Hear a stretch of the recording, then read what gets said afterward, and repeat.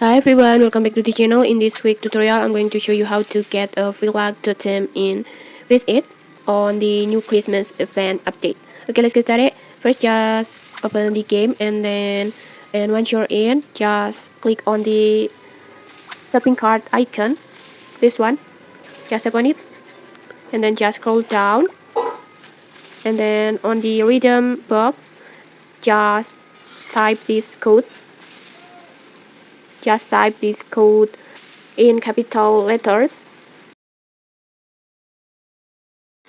like this, and then after that just tap on redeem, and okay, you will instantly receive a free luck totem in your inventory.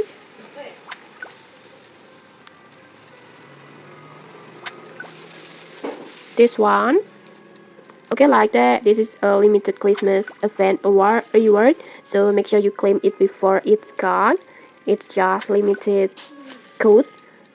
And okay, maybe that's it. If this video helped you, don't forget to like, comment, and subscribe for more tutorials. Thanks for watching, and see you.